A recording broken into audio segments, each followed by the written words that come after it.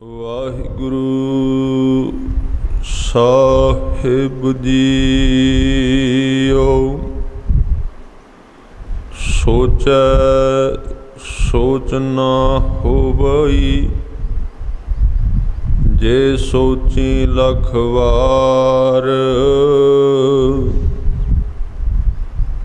ਚੁਪੈ ਚੁਪ ਨਾ ਹੋਵਈ, ਜੇ ਲਾਏ ਰਹਾਂ ਲਿਵਤਾਰ। ਭੁੱਖਿਆ ਭੁੱਖ ਨਾ ਉਤਰੀ, ਜੇ ਬੰਨਾ ਪੁਰੀਆਂ ਭਾਰ। ਸਹਸ ਸਿਆਣਪਾਂ ਲਖ ਹੋਏ, ਤਾਂ ਇਕ ਨਾ ਚੱਲੈ ਨਾਲ। ਕਿਵ ਸਚਿਆਰਾ ਹੋਈਐ, ਕਿਵ ਕੂੜੈ ਟੁਟੈ ਪਾਲ। ਹੁਕਮ ਰਜਾਈ ਚੱਲਣਾ, ਨਾਨਕ ਲਿਖਿਆ ਨਾਲ। ਕਿਵ ਸਚਿਆਰਾ ਹੋਈਐ, ਕਿਵ ਕੂੜੈ ਟੁਟੈ ਪਾਲ। ਹੁਕਮ ਰਜਾਈ ਚੱਲਣਾ, ਨਾਨਕ ਲਿਖਿਆ ਨਾਲ। ਵਾਹਿਗੁਰੂ ਜੀ ਕਾ ਖਾਲਸਾ, ਵਾਹਿਗੁਰੂ ਜੀ ਕੀ ਫਤਿਹ। ਸਤਿਗੁਰੂ ਦਸਾਂ ਪਾਤਸ਼ਾਹੀਆਂ ਦੀ ਜੋਤ, ਛਤਰ ਚਬਰ ਤਖਤ ਦੇ ਮਾਲਕ ਸ਼੍ਰੀ ਗੁਰੂ ਗ੍ਰੰਥ ਸਾਹਿਬ ਮਹਾਰਾਜ ਜੀ ਦੇ ਪਾਵਨ ਪਵਿੱਤਰ ਚਰਨ ਕਮਲਾਂ ਅੰਦਰ ਪਹੁੰਚ ਕੇ ਆਪ ਜੀ ਨੇ ਨਮਸਕਾਰ ਕਰਕੇ ਆਪਣੇ ਜੀਵਨ ਨੂੰ ਭਾਗਸ਼ਾਲੀ ਬਣਾਇਆ ਹੈ। ਜਪਜੀ ਸਾਹਿਬ ਦੀ ਚੱਲਦੀ ਲੜੀਵਾਰ ਕੀਤੀ ਗਈ ਆਰੰਭ ਕਥਾ ਵਿੱਚ ਅੱਜ ਪਹਿਲੀ ਪੌੜੀ ਦਾ ਪਾਠ ਆਪ ਜੀ ਨੇ ਸਰਵਣ ਕੀਤਾ। ਇਸ ਦਾ ਕੁਝ ਹਿੱਸਾ ਆਪਾਂ ਪਿਛਲੇ ਦੀਵਾਨ ਵਿੱਚ ਵਿਚਾਰ ਚੁੱਕੇ ਹਾਂ। ਬਾਕੀ ਦੀ ਰਹਿੰਦੀ ਵਿਚਾਰ ਅੱਜ ਸਾਂਝੀ ਕੀਤੀ ਜਾਏਗੀ। ਸਤਿਗੁਰੂ ਨੇ ਇਸ ਪੌੜੀ ਵਿੱਚ ਇੱਕ ਬਚਨ ਕੀਤਾ ਹੈ ਕਿ ਅਕਾਲ ਪੁਰਖ ਵਾਹਿਗੁਰੂ ਦੇ ਦਰਵਾਜ਼ੇ ਤੱਕ ਜਾਣ ਵਾਸਤੇ ਕਿਹੜੀ ਚੀਜ਼ ਸਹਾਇਕ ਹੋ ਸਕਦੀ ਹੈ। ਉਹ ਕਿਹੜੀ ਸਾਧਨਾ ਹੈ, ਕਿਹੜਾ ਤਰੀਕਾ ਹੈ, ਕਿਹੜੀ ਜੁਗਤ ਹੈ, ਜਿਸ ਦੁਆਰਾ ਜਿਸ ਨੂੰ ਨਾਲ ਲੈ ਕੇ ਤੁਰਿਆ ਮਨੁੱਖ ਉਸ ਦਰਵਾਜ਼ੇ ਤੱਕ ਚਲਾ ਜਾਏਗਾ। ਸਤਿਗੁਰਾਂ ਨੇ 4 ਤਰੀਕੇ ਵੀ ਪਹਿਲਾਂ ਦੱਸੇ। ਇਸ਼ਨਾਨ ਕਰਨ ਦੇ, ਸਮਾਧੀ ਲਾਉਣ ਦੇ, ਸੰਸਾਰੀਆਂ ਦੀ ਗੱਲ ਕੀਤੀ ਜਿਹੜੇ ਪਦਾਰਥਾਂ ਦੁਆਰਾ ਮੁੱਲ ਦੇ ਕੇ ਰੱਬ ਨੂੰ ਖਰੀਦਣਾ ਚਾਹੁੰਦੇ ਨੇ, ਔਰ ਬੜੇ ਬੜੇ ਸਿਆਣੇ ਵਿਦਵਾਨ ਲੋਕ ਇਹ 4 ਤਰ੍ਹਾਂ ਦੀਆਂ ਚੀਜ਼ਾਂ ਸੰਸਾਰ ਦੇ ਲੋਕਾਂ ਨੇ ਪਰਮਾਤਮਾ ਤੱਕ ਜਾਣ ਵਾਸਤੇ ਵਰਤੀਆਂ ਹਨ। ਪਰ ਗੁਰੂ ਸਾਹਿਬ ਨੇ ਇਹਨਾਂ 4 ਨੂੰ ਗਿਣ ਕੇ ਪਿੱਛੇ ਇੱਕ ਗੱਲ ਕਹੀ, ਕਹਿਣ ਲੱਗੇ ਇੱਕ ਨਾ ਚੱਲੈ ਨਾਲ। ਇਹਨਾਂ ਵਿੱਚੋਂ ਇੱਕ ਵੀ ਨਾਲ ਨਹੀਂ ਚੱਲ ਸਕਦੀ। ਫਿਰ ਉਹ ਕਿਹੜਾ ਤਰੀਕਾ ਹੈ ਜੋ ਨਾਲ ਚੱਲੇ, ਜੋ ਸਾਡੀ ਸਹਾਇਤਾ ਕਰੇ, ਜੋ ਸਾਡਾ ਸਹਾਰਾ ਬਣ ਜਾਏ ਪ੍ਰਭੂ ਦੇ ਦਰ ਤੱਕ ਜਾਣ ਵਾਸਤੇ। अज उस दा वर्णन किया है कि ये चीज़ साडे काम आ सकती है। और उन्हों 3 लफ्ज़ां दे विच गुरु साहब ने कह दिता। गुरु ग्रंथ साहब जी की सारी बाणी की जुगत इन्हां 3 लफ्ज़ां दे विच समाप्त हो जाती है। जे आपां कहीए कि गुरु साहब ने फिर तरीका किहड़ा दस्सिया, हज़ारां ही जुगतां ने अज संसार विच। जिहड़ा कोई अपने अपने ढंग नाल तुरदा है, वो अपनी अपनी जुगत नूं दसदा है। पर सतगुरु ने कहा कि सब तो सौखी किहड़ी साधना है, जिहड़ी सारियां दे काम आ सकदी, वो किहड़ा भोजन जिहड़ा अपने आप उपलब्ध है। एक तां आदमी जिहदे कोल माया है, वो माया द्वारा कई तरह के 36 प्रकार के भोजन खा सकता है जे उहदे कोल धन है तां। पर एक चीज़ बंदे दा जीवन सी, उहदे तो बिना आदमी मरदा है, उहनूं कहंदे ने पानी। तां वैगुरू ने बंदे वास्ते पानी सहज सुभाए बिना मुल तो पैदा कर दिता। वो अपने आप बनया होया, बनाउणा नहीं पैंदा पानी नूं। होर सारियां चीज़ां तुसी जिहड़ियां खाओगे उहदे वास्ते सानू मेहनत करनी पैगी, पर पानी उन्हें सहज सुभाए बनाया कि बंदे दा जीवन है, इहदे तो बिना इहदी मौत हो जाएगी। इसे तरह साधन होर बड़े ने, कोई समाधि लाउंदा है, कोई दान करदा है, कोई कई तरीके हैं, पर वो औखे बड़े ने, वो सारियां दे काम नहीं आ सकते। आम बंदा जिन्हों आपां एक शब्द विच कहने भी ऊड़ा एड़ा पढ़ना नहीं आउंदा, उहदे काम की आवेगा। सवाल तो ये है ना, ज्ञान तो बड़े ने दुनिया विच, ज्ञान तो वही काम दा ना जिहड़ा एक रिक्शे चलाउण वाले दे काम भी आ जाए, आम बंदे दे काम आ जाए, जिहड़ा दिहाड़ीदार है, जिहदे विच कोई मत नहीं है। ਤਾਂ ਅੱਜ ਦੀ ਪੌੜੀ ਵਿੱਚ ਗੁਰੂ ਨਾਨਕ ਦੇਵ ਜੀ ਨੇ ਜਨ ਸਧਾਰਨ ਆਮ ਬੰਦੇ ਦੇ ਕੰਮ ਆਉਣ ਵਾਲੀ ਸਾਧਨਾ ਦਾ ਜ਼ਿਕਰ ਕੀਤਾ ਹੈ, ਜੇ ਉਹਨੂੰ ਕੁਝ ਸਮਝ ਜਾਏ। ਔਰ ਸਾਰੇ ਹੀ ਗੁਰੂ ਗ੍ਰੰਥ ਸਾਹਿਬ ਦੇ ਅੰਦਰ ਇਸੇ ਸਾਧਨਾ ਦਾ ਜ਼ਿਕਰ ਵਾਰ-ਵਾਰ ਕੀਤਾ ਗਿਆ। ਉਹ ਸਾਧਨਾ ਕਿਹੜੀ ਹੈ? ਉਹ ਸਾਧਨਾ ਇਹ ਹੈ ਕਿ ਤੂੰ ਇਸ ਗੱਲ ਨੂੰ ਜੀਵਨ ਵਿੱਚ ਅਭਿਆਸ ਕਰੇਦਾ। ਇਹ ਵੀ ਇੱਕ ਅਭਿਆਸ ਹੈ। ਜੀਵਨ ਵਿੱਚ ਇੱਕ ਗੱਲ ਦਾ ਅਭਿਆਸ ਕਰਕੇ ਤੇਰੀ ਜ਼ਿੰਦਗੀ ਵਿੱਚ ਜਿਵੇਂ ਜਿਵੇਂ ਵਾਪਰਦਾ ਹੈ, ਤੂੰ ਉਹਦੇ ਵਿਰੋਧ ਵਿੱਚ ਨਹੀਂ ਜਾਣਾ। ਜੋ ਕੁਝ ਤੇਰੇ ਵਾਪਰੀ ਜਾਂਦਾ ਹੈ, ਇਹਨੂੰ ਅਭਿਆਸ ਕਰ।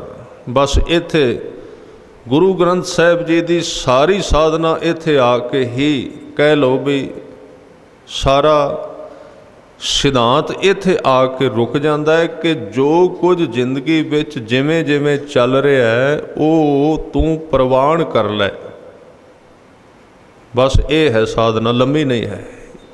इनू एक नुकते नू चंगी तरह समझना है, होर कोई बहुता ज्ञान नहीं। 14 सुत्ती अंग ने, रहतनामे हैं, मर्यादावां बनाईयां गईयां ने। उन्हां सारियां दा निचोड़ यही है कि बंदे नूं जो कुछ उहदी जिंदगी विच मिलिया है उहदा सत शुक्र करे, ये ना कवे भी मैनूं गलत मिलिया। फिर जिहड़े होर तरीके गुरु साहब ने दसे ने, मैं पहला मेन कहां भी ये वास्ते होर फिर सपोर्टां लाइयां नाल, जिवें एक चीज़ नूं पैदा करन वास्ते उहदे नाल नाल एक छत खड़ी करन वास्ते उहदे थल्ले किन्नियां सपोर्टां दित्तियां जांदियां ने।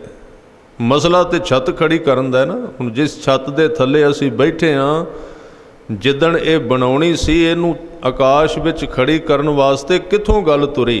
पहलां नीहां पट्टियां गईयां, फिर नींह भरी गई, फिर कंधां कीतियां गईयां, फिर इहदे थल्ले सेंटरी सिस्टम जिहड़ा जोड़िया गया कि इहदे उत्ते छत ने खड़े होना है। फिर सरिया सीमट किन्ना कुछ लाया गया, पर मसला की सी? छत बनाउणी। ਮਸਲਾ ਤਾਂ ਸਿੱਖੀ ਦਾ ਇਹੀ ਹੈ ਕਿ ਬੰਦਾ ਪ੍ਰਵਾਨ ਕਰ ਲਵੇ ਉਹਨੂੰ ਜੋ ਕੁਝ ਮਿਲਿਆ ਤੇ ਜੋ ਕੁਝ ਉਹਦੇ ਨਾਲ ਵਾਪਰ ਰਿਹਾ, ਬਸ ਇਹਦੇ ਨਾਲ ਸਹਿਮਤ ਹੋ ਜਾਏ, ਇਹਦੇ ਨਾਲ ਖੁਸ਼ ਹੋ ਜਾਏ। ਮਸਲਾ ਤੇ ਇਹ ਹੈ ਸਿਰਫ ਗੁਰੂ ਸਾਹਿਬ ਦਾ, ਪਰ ਉਹਨੂੰ ਇਸ ਅਵਸਥਾ ਨੂੰ ਬਣਾਉਣ ਵਾਸਤੇ ਜੀਵਨ ਵਿੱਚ ਗੁਰੂ ਸਾਹਿਬ ਨੇ ਜਿਹੜੇ ਤਰੀਕੇ ਦੱਸੇ ਸਨ ਨਾ, ਨੀਂਹ ਰੱਖੀ ਫਿਰ ਕੰਧਾਂ ਬਣਾਈਆਂ, ਉਹ ਇਹ ਸਾਰੇ ਤਰੀਕੇ ਸਨ ਵੀ ਨਾਮ ਜਪਣਾ, ਬਾਣੀ ਪੜ੍ਹਨੀ, ਸੇਵਾ ਕਰਨੀ, ਸਿਮਰਨ ਕਰਨਾ, ਕੀਰਤਨ ਕਰਨਾ, ਕੀਰਤਨ ਸੁਣਨਾ, ਕਥਾ ਕਰਨੀ, ਕਥਾ ਸੁਣਨੀ, ਲੰਗਰ ਲਾਉਣਾ, ਲੰਗਰ ਵਰਤਾਉਣਾ, ਲੰਗਰ ਬਣਾਉਣਾ, ਇਹ ਸਾਰੀਆਂ ਚੀਜ਼ਾਂ ਉਹ ਛੱਤ ਖੜੀ ਕਰਨ ਵਾਸਤੇ ਸਨ। ਇਹ ਮੈਂ ਯਤਨ ਕਰ ਰਿਹਾ ਵੀ ਗੁਰੂ ਗ੍ਰੰਥ ਸਾਹਿਬ ਜੀ ਦੀ ਏਡੀ ਮਹਿੰਗੀ ਵਿਆਖਿਆ ਨੂੰ ਬਿਲਕੁਲ ਸਿੱਧੇ ਸ਼ਬਦਾਂ ਵਿੱਚ ਕਿਹਾ ਜਾਏ, ਤਾਂ ਕਿ ਇਹ ਗੱਲਾਂ ਸਾਡੇ ਮਨਾਂ ਵਿੱਚੋਂ ਨਿਕਲ ਜਾਣ ਵੀ ਧਰਮ ਨੂੰ, ਸਿੱਖ ਧਰਮ ਨੂੰ, ਸਿੱਖੀ ਔਖੀ ਬੜੀ, ਅਸੀਂ ਕਹਿ ਬਹੁਤ ਦਿੱਤਾ, ਵੈਸੇ ਹੈ ਬਹੁਤ ਔਖੀ ਜੀ ਸਿੱਖੀ, ਬਹੁਤ ਔਖੀ ਜੀ। ਔਖੀ ਤਾਂ ਹੈ ਕਿ ਅਸੀਂ ਉਹਨੂੰ ਕਰਨਾ ਨਹੀਂ ਚਾਹੁੰਦੇ। ਹਰ ਇੱਕ ਕੰਮ ਉਦੋਂ ਹੀ ਔਖਾ ਹੁੰਦਾ ਹੈ ਜਦੋਂ ਉਹਨੂੰ ਆਦਮੀ ਨੀਅਤ ਨਾਲ ਕਰਨਾ ਨਹੀਂ ਚਾਹੁੰਦਾ। ਜਦੋਂ ਉਹਨੂੰ ਕਰਨਾ ਚਾਹੁੰਦਾ ਕੋਈ ਵੀ ਕੰਮ ਔਖਾ ਨਹੀਂ। ਭਾਈ ਗੁਰਦਾਸ ਜੀ ਨੇ ਉਦਾਹਰਨਾਂ ਦਿੱਤੀਆਂ ਵੀ ਚੋਰੀ ਕਰਨੀ ਕਿੰਨੀ ਔਖੀ ਹੈ। ਰਾਤ ਨੂੰ ਆਪਣੀ ਜ਼ਿੰਦਗੀ ਦਾਅ 'ਤੇ ਲਾਉਣੀ ਪੈਂਦੀ ਹੈ, ਬਗਾਨੇ ਘਰ ਦੀ ਕੰਧ ਪਾੜਨੀ ਪੈਂਦੀ, ਪਤਾ ਨਹੀਂ ਅਗਲਾ ਕਿੰਨਾ ਤਾਕਤਵਰ ਹੈ, ਸਿਰ ਹੀ ਲਾ ਕੇ ਰੱਖਦਾ। ਫਿਰ ਉੱਥੇ ਕਿੰਨਾ ਔਖਾ ਉਹਦੇ ਸਮਾਨ ਨੂੰ ਲੱਭਣਾ, ਚੋਰੀ ਕਰਕੇ ਲਿਆਉਣੀ, ਧਿਆਨ ਰੱਖਣਾ ਕਿਤੇ ਫੜਿਆ ਨਾ ਜਾਵਾਂ। ਫਿਰ ਉਹਦਾ ਪਤਾ ਲੱਗ ਜਾਂਦਾ ਹੈ, ਫਿਰ ਉਹਦੇ ਘਰੋਂ ਆ ਕੇ ਉਹਨੂੰ ਗ੍ਰਿਫਤਾਰ ਕੀਤਾ ਜਾਂਦਾ ਹੈ, ਸਾਰੇ ਪਿੰਡ ਦੇ ਸਾਹਮਣੇ ਉਹਨੂੰ ਕੁੱਟਿਆ ਮਾਰਿਆ ਜਾਂਦਾ ਹੈ, ਉਹਦੀ ਬੇਇੱਜ਼ਤੀ ਕੀਤੀ ਜਾਂਦੀ ਹੈ, ਉਹਨੂੰ ਜੇਲ੍ਹ ਵਿੱਚ ਦਿੱਤਾ ਜਾਂਦਾ ਹੈ। ਪਰ ਜਦੋਂ ਉਹਨੂੰ ਛੱਡਦੇ ਨੇ ਨਾ, ਉਹਨੂੰ ਪਤਾ ਤਾਂ ਹੁੰਦਾ ਵੀ ਕਿੰਨਾ ਔਖਾ ਹੈ ਚੋਰੀ ਕਰਨੀ, ਪਰ ਅਜੇ ਪਿਛਲੀਆਂ ਤਰੀਕਾਂ ਭੁਗਤੀਆਂ ਨਹੀਂ ਹੁੰਦੀਆਂ, ਇੱਕ ਚੋਰੀ ਹੋਰ ਕਰ ਲੈਂਦਾ। ਕਿਉਂਕਿ ਜਿਹੜੇ ਕੰਮ ਨੂੰ ਬੰਦਾ ਕਰਨਾ ਚਾਹੁੰਦਾ ਉਹ ਭਾਵੇਂ ਕਿੰਨਾ ਔਖਾ ਤੇ ਕਿੰਨਾ ਪੇਚੀਦਾ ਹੋਵੇ, ਉਹਨੂੰ ਉਹ ਕਰ ਹੀ ਲੈਂਦਾ, ਔਖਾ ਨਹੀਂ ਹੁੰਦਾ। ਅਸੀਂ ਫੈਲਾ ਦਿੱਤਾ ਵੀ ਸਿੱਖੀ ਕਮਾਉਣੀ ਬੜੀ ਔਖੀ ਹੈ। ਔਖੀ ਤਾਂ ਹੈ ਵੀ ਅਸੀਂ ਕਰਨਾ ਨਹੀਂ ਚਾਹੁੰਦੇ। ਚੋਰੀ ਔਖੀ ਤਾਂ ਲੱਗਦੀ ਹੈ ਜਿਹੜਾ ਕਰਨੀ ਨਾ ਚਾਹੇ। ਸਿੱਖੀ ਕਮਾਉਣੀ ਤਾਂ ਔਖੀ ਲੱਗਦੀ, ਬੰਦਾ ਕਰਨਾ ਨਹੀਂ ਚਾਹੁੰਦਾ। ਜਿਸ ਚੀਜ਼ ਵਾਸਤੇ ਬੰਦੇ ਦੀ ਨੀਅਤ ਤਿਆਰ ਹੋ ਜਾਏ, ਉਹ ਤੇ ਸਭ ਤੋਂ ਔਖੇ ਕੰਮ ਵੀ ਸੌਖੇ ਬਣ ਜਾਂਦੇ। ਪਰ ਜਿਹਦੇ ਵਾਸਤੇ ਨੀਅਤ ਕੋਈ ਨਹੀਂ, ਬਿਲਕੁਲ ਸੌਖਾ ਕੰਮ ਵੀ ਕਦੀ ਨਹੀਂ ਹੋਵੇਗਾ ਜ਼ਿੰਦਗੀ ਵਿੱਚ। ਬੰਦਾ ਸਾਰੀ ਉਮਰ ਬੱਧਾ ਚੱਟੀ ਕਰਦਾ ਰਹੇਗਾ, ਕੋਲੂ ਦੇ ਬੈਲ ਵਾਂਗੂ ਭੌਂਦਾ ਰਹੇਗਾ। ਜਿਹੜਾ ਕੰਮ ਕਰੇਗਾ ਉਹਦੇ ਵਿੱਚ ਜਿਹਦਾ ਮਨ ਹੀ ਨਹੀਂ, ਉਹ ਕੰਮ ਕਿਵੇਂ ਹੋਵੇਗਾ? ਧਿਆਨ ਦੇਣਾ ਉਹਦੇ ਵਿੱਚ ਥੋੜ੍ਹਾ ਜਿਹਾ ਉਹਦਾ ਮਨ। ਖੈਰ, ਮੈਂ ਜਿਹੜੀ ਬੇਨਤੀ ਕਰ ਰਿਹਾ ਸੀ ਕਿ ਇਹ ਬਿਲਕੁਲ ਸੌਖਾ ਰਸਤਾ ਗੁਰੂ ਸਾਹਿਬ ਨੇ ਦੱਸਿਆ। ਇਹਦੇ ਵਾਸਤੇ ਸਾਰੀਆਂ ਚੀਜ਼ਾਂ ਤੇ ਉਹ ਸ਼ਬਦ ਕਹੇ ਅੱਜ ਦੇ ਬਚਨ ਵਿੱਚ, ਪਹਿਲੀ ਪੌੜੀ ਦਾ ਇਹ ਲਫ਼ਜ਼ ਹੁਕਮ ਰਜਾਈ ਚੱਲਣਾ, ਸਾਰੀ ਦੀ ਸਾਰੀ ਸਿੱਖੀ ਇਹਦੇ ਤਿੰਨ ਲਫ਼ਜ਼ਾਂ ਦੇ ਵਿੱਚ ਸਮਾਈ ਹੋਈ ਹੈ। ਹੁਕਮ ਰਜਾਈ ਚੱਲਣਾ, ਨਾਨਕ ਲਿਖਿਆ ਨਾਲ, ਹੁਕਮ ਦੇ ਵਿੱਚ ਰਹਿਣਾ। ਹੁਕਮ ਦੇ ਵਿੱਚ ਇੱਕ ਹੋਰ ਸ਼ਬਦ ਬੜਾ ਪਿਆਰਾ, ਰਜਾਈ। ਹੁਕਮ ਜਿਹੜਾ ਸ਼ਬਦ ਹੈ ਨਾ, ਉਹ ਤਾਂ ਥੋੜ੍ਹਾ ਜਿਹਾ ਹੁਕਮ ਵਾਚਕ ਕੇ ਧੱਕੇ ਨਾਲ ਮਨਾਉਣਾ। ਦੋ ਸ਼ਬਦ ਇਕੱਠੇ ਕਹੇ ਨੇ, ਧਿਆਨ ਦਿਓ। ਇੱਕ ਹੁਕਮ ਹੈ, ਇੱਕ ਰਜਾ ਹੈ। ਸ਼ਬਦਾਂ ਦਾ ਭਾਵ ਇੱਕੋ ਹੀ ਹੈ ਦੋਵਾਂ ਦਾ, ਪਰ ਉਹਨਾਂ ਦੇ ਤਸੀਰ ਵਿੱਚ ਬੜਾ ਵੱਡਾ ਫਰਕ ਹੈ। ਮੈਂ ਥੋੜ੍ਹੀ ਜਿਹੀ 10 ਮਿੰਟ ਇਹਦੇ 'ਤੇ ਵਿਆਖਿਆ ਕਰ ਦਿਆਂ। ਇੱਕ ਤੇ ਸ਼ਬਦ ਆਇਆ ਹੁਕਮ, ਦੂਜਾ ਆਇਆ ਰਜਾਈ। ਹੁਕਮ ਉਹ ਹੁੰਦਾ ਹੈ ਜਿਹੜਾ ਆਦਮੀ ਮੰਨਣਾ ਨਾ ਚਾਹੇ ਤੇ ਧੱਕੇ ਨਾਲ ਉਹਦੇ ਉੱਤੇ ਲਾਗੂ ਕਰ ਦਿੱਤਾ ਜਾਏ, ਉਹਨੂੰ ਕਹਿੰਦੇ ਨੇ ਹੁਕਮ। ਗੁਰੂ ਦਾ ਇਹ ਹੁਕਮ ਹੈ, ਗੁਰੂ ਦਾ ਹੁਕਮ ਹੈ। ਮਨ ਨਹੀਂ ਮੇਰਾ ਮੰਨਦਾ, ਕੋਈ ਗੱਲ ਨਹੀਂ। ਗੁਰੂ ਨੇ ਹੁਕਮ ਕਿਹਾ, ਮਨ ਨਹੀਂ ਮੰਨਦਾ, ਮੈਂ ਕਰਨਾ ਹੀ ਕਰਨਾ, ਇਹਨੂੰ ਕਹਿੰਦੇ ਨੇ ਹੁਕਮ ਮੰਨਣਾ। ਇਹ ਰਜਾ ਨਹੀਂ ਆਈ ਅਜੇ, ਰਜਾ ਅੱਗੇ ਜਾ ਕੇ ਆਏਗੀ। ਗੁਰੂ ਨੇ ਕੰਮ ਕਿਹਾ ਤੇ ਗੁਰੂ ਅਰਜਨ ਦੇਵ ਜੀ ਨੇ ਬਚਨ ਕੀਤਾ, ਕਹਿਣ ਲੱਗੇ, ਗੁਰ ਕੇ ਗ੍ਰਹਿ ਸੇਵਕ ਜੋ ਰਹਿ, ਗੁਰ ਕੀ ਆਗਿਆ ਮਨ ਮੈਂ ਸਹਿ। ਸਹਿਣ ਕਰੇ ਉਹਨੂੰ, ਜਿਹੜੀ ਦਰਦ ਜ਼ਰੂਰ ਹੋਵੇਗੀ। ਸਹਿਣ ਦਾ ਮਤਲਬ ਦਰਦ ਨਾਲ ਸੰਬੰਧਿਤ ਹੈ। ਜਿਵੇਂ ਕੋਈ ਚੀਜ਼ ਸਾਨੂੰ ਦਰਦ ਕਰਦੀ ਹੈ ਤੇ ਅਸੀਂ ਕਹਿੰਦੇ ਹਾਂ ਥੋੜ੍ਹੀ ਜਿਹੀ ਦਰਦ ਸਹਿ ਲੈ, ਰੋਗ ਠੀਕ ਹੋ ਜਾਏਗਾ।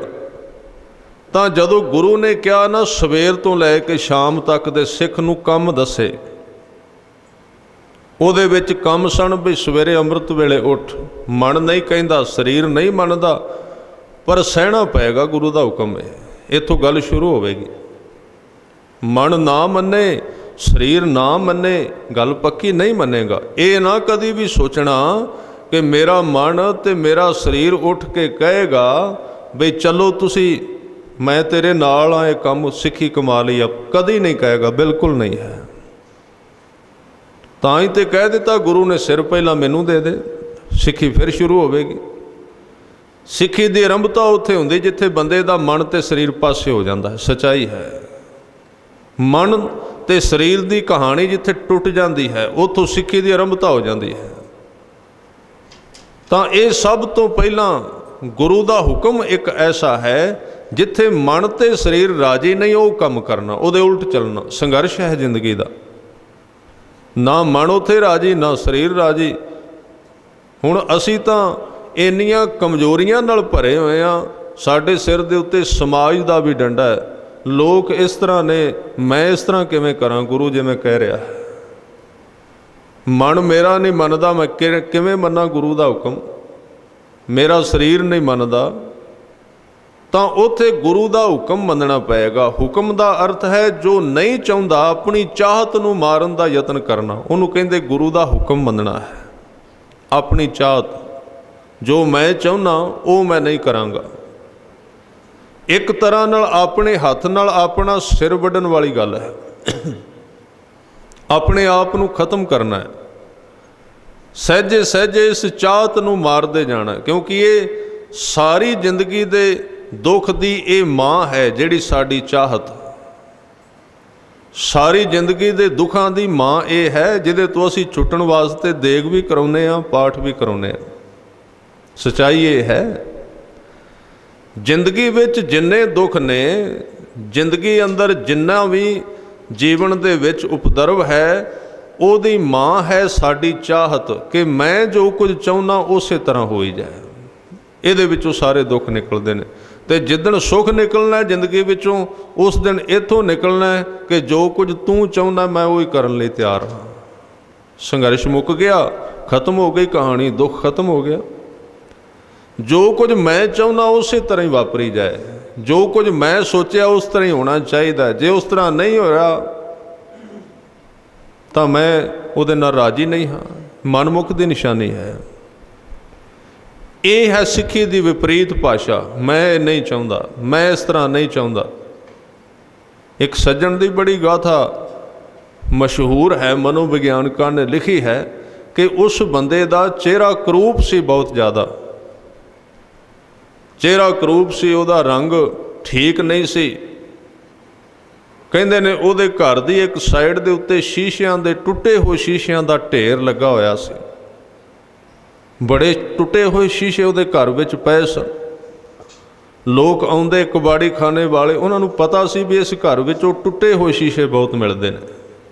ਆਹ ਜਿਹੜਾ ਸ਼ੀਸ਼ਾ ਚਿਹਰਾ ਜਿਹਦੇ ਨਾਲ ਦੇਖਦੇ ਹਾਂ, ਉਹਦੇ ਘਰ ਵਿੱਚੋਂ ਜਿੱਦਣ ਵੀ ਕੋਈ ਕਬਾੜ ਚੁੱਕਣ ਵਾਲਾ ਆਉਂਦਾ, ਜੋ 2 4 10 ਸ਼ੀਸ਼ੇ ਜ਼ਰੂਰ ਮਿਲ ਜਾਂਦੇ। ਪਤਾ ਲੱਗ ਗਿਆ ਕਬਾੜ ਚੁੱਕਣ ਵਾਲਿਆਂ ਨੂੰ ਵੀ ਇਸ ਘਰ ਵਿੱਚੋਂ ਇਹ ਟੁੱਟੇ ਹੋਏ ਸ਼ੀਸ਼ੇ ਜ਼ਰੂਰ ਮਿਲਦੇ, ਇਸ ਕਰਕੇ ਜ਼ਰੂਰ ਆਉਂਦੇ ਸਨ। ਇੱਕ ਦਿਨ ਉੱਥੋਂ ਕੋਈ ਵੈਸੇ ਲੰਘਦਾ ਹੋਇਆ ਕੋਈ ਰੱਬ ਦਾ ਪਿਆਰਾ ਗੁਜ਼ਰਿਆ ਤੇ ਉਹਨੇ ਉਹਦੇ ਘਰ ਵਿੱਚੋਂ ਪ੍ਰਸ਼ਾਦਾ ਮੰਗਿਆ, ਮਿਲ ਤਾਂ ਗਿਆ, ਪਰ ਵੇਖ ਕੇ ਪੁੱਛ ਲਿਆ ਵੀ ਇਹ ਸ਼ੀਸ਼ੇ ਤੂੰ ਆਪਣੇ ਘਰ ਦੀ ਕੋਣ ਵਿੱਚ 15 20 ਤੋੜ ਕੇ ਰੱਖੇ ਹੋਏ ਨੇ, ਚਿਹਰਾ ਵੇਖਣ ਵਾਲੇ, ਇਹ ਕਿਉਂ ਰੱਖੇ ਨੇ? ਤਾਂ ਉਸ ਮਾਲਕ ਨੇ ਕਿਹਾ ਜੀ ਇਹ ਸ਼ੀਸ਼ੇ ਮੇਰੀ ਮਰਜ਼ੀ ਅਨੁਸਾਰ ਮੇਰਾ ਚਿਹਰਾ ਨਹੀਂ ਵਿਖਾਉਂਦੇ, ਜਿਵੇਂ ਦਾ ਮੇਰਾ ਚਿਹਰਾ ਹੋਣਾ ਚਾਹੀਦਾ। ਕੀ ਕਹਿੰਦੇ ਨੇ? ਕਹਿਣ ਲੱਗੇ ਜਦੋਂ ਮੈਂ ਚਿਹਰੇ ਅੱਗੇ ਆਉਂਦਾ ਵਾਂ, ਮੇਰਾ ਮੂੰਹ ਵਿੱਚ ਆਉਂਦਾ ਤੇ ਸ਼ੀਸ਼ਾ ਮੇਰਾ ਬੜਾ ਵਿਰੋਧੀ ਏ, ਮੇਰਾ ਰੰਗ ਵੀ ਕਾਲਾ ਦੱਸਦਾ ਹੈ, ਮੇਰੇ ਨੈਣ ਨਕਸ਼ ਵੀ ਭੈੜੇ ਦੱਸਦਾ ਹੈ, ਬੜਾ ਕਰੂਪ ਖਬਰ ਦਿੰਦਾ ਅੱਗੋਂ ਮੈਨੂੰ।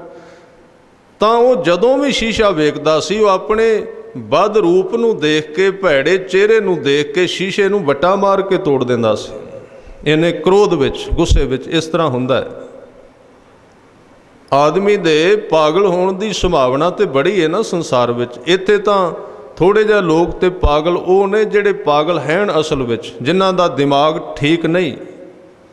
ਪਰ ਉਹਨਾਂ ਪਾਗਲਾਂ ਦੀ ਤਾਦਾਦ ਬਹੁਤ ਜ਼ਿਆਦਾ ਹੈ ਜਿਨ੍ਹਾਂ ਦਾ ਦਿਮਾਗ ਠੀਕ ਹੈ ਤੇ ਉਹ ਵੈਸੇ ਹੀ ਪਾਗਲ ਹੋ ਗਏ ਨੇ। ਇਸ ਤਰ੍ਹਾਂ ਦੇ ਬਹੁਤ ਤੁਸੀਂ ਵੇਖੋਗੇ ਟੀਵੀ ਤੇ ਸਕਰੀਨ ਤੇ ਮੈਚ ਚੱਲਦਾ ਹੈ। ਜੇ ਕਿਤੇ ਆਪਣੇ ਵਾਲਾ ਪਾਸਾ ਹਾਰਦਾ ਦਿਸਿਆ, ਕਈ ਮੈਂ ਐਸੀਆਂ ਖਬਰਾਂ ਪੜ੍ਹੀਆਂ ਕਿ ਟੀਵੀ ਤੋੜ ਦਿੱਤਾ ਹੈ। ਤਾਂ ਇਹ ਪਾਗਲਪਨ ਦੀ ਨਿਸ਼ਾਨੀ ਹੈ ਨਾ, ਚੰਗੇ ਭਲੇ ਪਾਗਲ। ਤਾਂ ਇਸ ਤਰ੍ਹਾਂ ਉਹ ਸ਼ੀਸ਼ੇ ਤੋੜ ਦਿੰਦਾ ਸੀ। ਉਹਨੇ ਕਿਹਾ ਵੀ ਇਹ ਮੈਂ 5-7 ਸ਼ੀਸ਼ੇ ਹਰ ਰੋਜ਼ ਤੋੜਨਾ, ਕਿਉਂਕਿ ਇਹ ਮੇਰੇ ਬਾਰੇ ਦੱਸ ਦਿੰਦੇ ਨੇ। ਉਹਨੇ ਕਿਹਾ ਵੀ ਤੇਰੇ ਵੱਸ ਦੀ ਗੱਲ ਨਹੀਂ, ਇਹ ਤੇ ਸਾਰਿਆਂ ਘਰਾਂ 'ਚ ਹੀ ਟੁੱਟਦੇ ਨੇ। ਆਦਮੀ ਜਿਵੇਂ ਦਾ ਹੈ ਉਹ ਆਪਣੀ ਗਲਤੀ ਨੂੰ ਕਦੀ ਪ੍ਰਵਾਨ ਨਹੀਂ ਕਰਦਾ। ਉਹ ਆਪਣੀ ਗਲਤੀ ਨੂੰ ਠੀਕ ਸਿੱਧ ਕਰਨ ਦਾ ਯਤਨ ਕਰਦਾ ਹੈ ਤੇ ਹਮੇਸ਼ਾ ਤੂੰ ਤੇ ਮਿੱਤਰਾ ਬਹੁਤ ਚੰਗਾ ਕਰਨਾ, ਸ਼ੀਸ਼ੇ ਤੋੜ ਲੈਣਾ ਹੈ। ਮੈਂ ਤੇ ਘਰਾਂ ਵਿੱਚ ਲੋਕਾਂ ਨੂੰ ਦੇਖਣਾ, ਉਹ ਤੇ ਇੱਕ ਦੂਜੇ ਦੇ ਮਨ ਹੀ ਤੋੜੀ ਜਾ ਰਹੇ ਨੇ, ਵੱਟੇ ਮਾਰ ਮਾਰ ਕੇ, ਸ਼ਬਦਾਂ ਦੁਆਰਾ, ਕਿਸੇ ਤਰੀਕੇ ਦੁਆਰਾ। ਤਾਂ ਜਿਵੇਂ ਦਾ ਆਦਮੀ ਹੈ ਉਹ ਆਪਣੇ ਆਪ ਨੂੰ ਉਸ ਤਰ੍ਹਾਂ ਦਾ ਮੰਨਣ ਲਈ ਤਿਆਰ ਨਹੀਂ। ਆਪਣੇ ਆਪ ਨੂੰ ਚੰਗਾ ਸਿੱਧ ਕਰਦਾ ਹੈ, ਆਪਣੇ ਆਪ ਨੂੰ ਮਹਾਨ ਕਹਿੰਦਾ ਹੈ। ਆਪਸ ਕੋ ਦੀਰਘ ਕਰ ਜਾਣਾ ਹੈ। ਧੰਨ ਗੁਰੂ ਗ੍ਰੰਥ ਸਾਹਿਬ ਜੀ ਨੇ ਦੱਸਿਆ ਵੀ ਦੁੱਖ ਕਿਉਂ ਹੈ ਸੰਸਾਰ ਅੰਦਰ। ਹਜ਼ੂਰ ਨੇ ਕਿਹਾ ਸਾਰੇ ਕਹਿੰਦੇ ਮੈਂ ਬਹੁਤ ਵੱਡਾ, ਅਵਰਨ ਕੋ ਲਗ ਮਾਤ, ਦੂਜੇ ਸਾਰੇ ਨਰਕ ਵਿੱਚ ਜਾਣਗੇ। ਮੈਂ ਬਹੁਤ ਮਹਾਨ, ਮੇਰੇ ਵਰਗਾ ਕੋਈ ਨਹੀਂ ਹੈ। ਤਾਂ ਇਹ ਜਿਹੜੀ ਮਨ ਦੀ ਪ੍ਰਸਥਿਤੀ ਹੈ ਨਾ ਸ਼ੀਸ਼ੇ ਤੋੜਨ ਵਾਲੀ, ਇਹ ਉਸੇ ਚੀਜ਼ ਵਿੱਚੋਂ ਨਿਕਲੀ ਕਿ ਜਿਵੇਂ ਦਾ ਮੈਨੂੰ ਸਰੀਰ ਮਿਲਿਆ ਉਹ ਵੀ ਠੀਕ ਨਹੀਂ ਹੈ, ਜਿਵੇਂ ਦਾ ਮੈਨੂੰ ਮਨ ਮਿਲਿਆ ਉਹ ਵੀ ਠੀਕ ਨਹੀਂ ਹੈ, ਜਿਵੇਂ ਦਾ ਮੈਨੂੰ ਘਰ ਮਿਲਿਆ ਉਹ ਵੀ ਠੀਕ ਨਹੀਂ ਹੈ, ਜਿਵੇਂ ਦਾ ਮੈਨੂੰ ਪਰਿਵਾਰ ਮਿਲਿਆ ਉਹ ਵੀ ਠੀਕ ਨਹੀਂ ਹੈ। ਸਭ ਕੁਝ ਗਲਤ ਹੈ, ਠੀਕ ਹਾਂ ਤੇ ਸਿਰਫ ਮੈਂ ਹੀ ਹਾਂ। ਇੱਥੇ ਸਾਰੀ ਗਲਤੀ ਸ਼ੁਰੂ ਹੋ ਗਈ ਜੀਵਨ।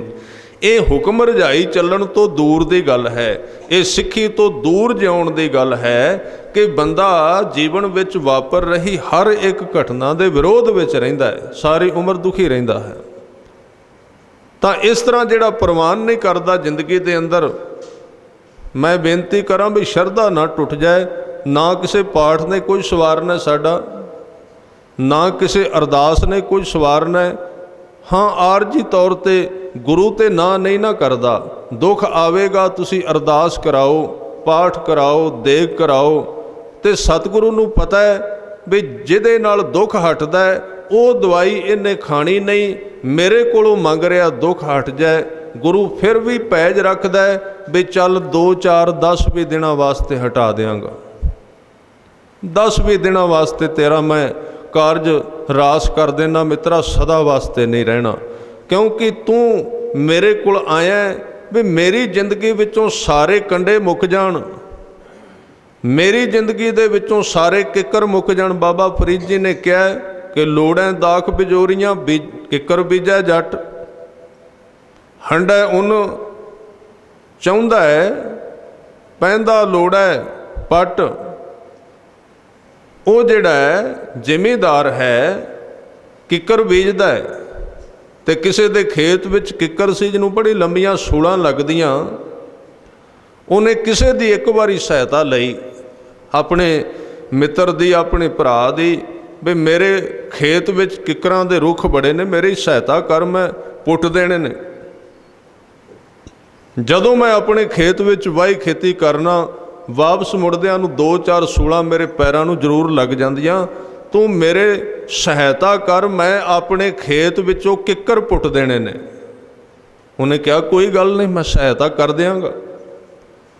ਤਾਂ ਉਹ ਵੀ ਨਾਲ ਉਹ ਹੋਰ ਆਦਮੀ ਲੈ ਕੇ ਆ ਗਿਆ। 10-20 ਜਣਿਆਂ ਨੇ ਇੱਕ ਦਿਨ ਵਿੱਚ ਉਹਦੇ ਖੇਤ ਵਿੱਚ ਜਿਹੜੇ 5-7 ਕਿੱਕਰਾਂ ਦੇ ਬੂਟੇ ਸਨ ਪੁੱਟ ਦਿੱਤੇ, ਸਾਰੇ ਬਾਹਰ ਲੈ ਗਏ, ਸਾਰੀਆਂ ਸੂਲਾਂ ਜਿਹੜੀਆਂ ਚੁੱਗ ਦਿੱਤੀਆਂ।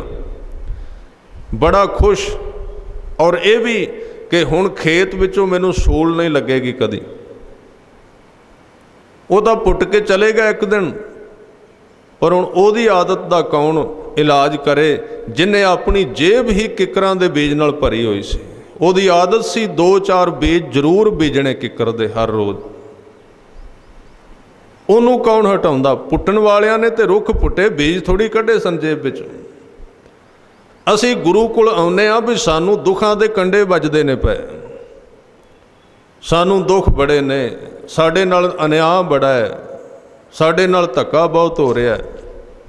ਤਾਂ ਸਤਿਗੁਰੂ ਕਹਿੰਦੇ ਕੋਈ ਗੱਲ ਨਹੀਂ, ਕਰਮਾਂ ਦੇ ਜਿਹੜੇ ਕਿੱਕਰ ਨੇ ਉਹਨਾਂ ਨੂੰ ਪੁੱਟ ਦੇਣੇ ਆ। ਗੁਰੂ ਸਹਾਇਤਾ ਕਰਕੇ ਮਨੁੱਖ ਦੇ ਜੀਵਨ ਦੇ ਦੁੱਖਾਂ ਦੇ ਕੰਡੇ ਕੱਢ ਦਿੰਦਾ ਹੈ। ਇੱਕ ਵਾਰੀ ਉਹ ਰੁੱਖ ਖਤਮ ਹੋ ਜਾਂਦੇ ਨੇ, ਪਰ ਉਹ ਇੱਕ ਗੱਲ ਕਹਿੰਦਾ ਹੈ ਵੀ ਸੱਜਣਾ ਪਹਿਲੇ ਤੇਰੇ ਰੁੱਖ ਮੈਂ ਪੁੱਟ ਦਿੱਤੇ, ਅੱਗੋਂ ਖਿਆਲ ਰੱਖੀ ਹੋਰ ਨਾ ਬੀਜੀ ਕਿੱਕਰ ਦੇ ਬੀਜ। ਇੱਕ ਗੱਲ ਕਹਿੰਦਾ ਹੈ ਵੀ ਸੱਜਣਾ ਪਹਿਲੇ ਤੇਰੇ ਰੁੱਖ ਮੈਂ ਪੁੱਟ ਦਿੱਤੇ, ਅੱਗੋਂ ਖਿਆਲ ਰੱਖੀ ਹੋਰ ਨਾ ਬੀਜੀ ਕਿੱਕਰ ਦੇ ਬੀਜ।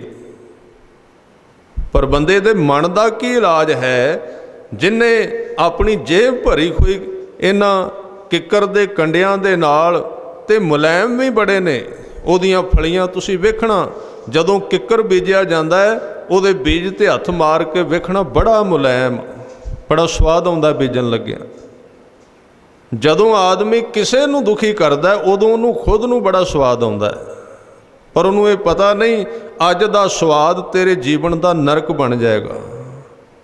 ਇਹ ਤੇਰਾ ਜਿਹੜਾ ਮੁਲਾਇਮ ਲੱਗਦਾ ਨਾ ਕਿੱਕਰ ਦਾ ਬੀਜ, ਬੜਾ ਵੱਡਾ ਕਈ ਕੰਡਿਆਂ ਨਾਲ ਭਰਿਆ ਜਾਏਗਾ। ਫਿਰ ਤੂੰ ਗੁਰੂ ਕੋਲ ਆਏਗਾ, ਜੀ ਪਾਠ ਕਰਾ ਦੇਣਾ, ਦੁੱਖ ਕੱਟ ਦਿਓ। ਇਹਦੇ ਨਾਲੋਂ ਭਲਾ ਕੀ ਸੀ ਕਿ ਗੁਰੂ ਦੀ ਗੱਲ ਧਿਆਨ ਨਾਲ ਸੁਣ ਦੋ, ਗੁਰੂ ਦੀ ਗੱਲ ਦਾ ਅਭਿਆਸ ਕਰ ਦੋ ਜੀਵਨ ਵਿੱਚ, ਗੁਰੂ ਕੇ ਸ਼ਬਦ ਨੂੰ ਜਪ ਦੋ ਜੀਵਨ ਵਿੱਚ, ਉਸ ਤਰ੍ਹਾਂ ਜੀਵਨ ਜਿਉਣ ਦਾ ਯਤਨ ਕਰ ਦੋ, ਤੇ ਫਿਰ ਤੈਨੂੰ ਸਮਝ ਆ ਜਾਂਦੀ ਮੈਂ ਪੁਰਾਣੇ ਬੀਜ ਮੇਰੇ ਗੁਰੂ ਪੱਟ ਦੇਗਾ ਕਰਮਾਂ ਦੇ ਦੁੱਖਾਂ ਦੇ, ਅੱਗੋਂ ਮੈਂ ਹੁਣ ਬੀਜਣੇ ਨਹੀਂ।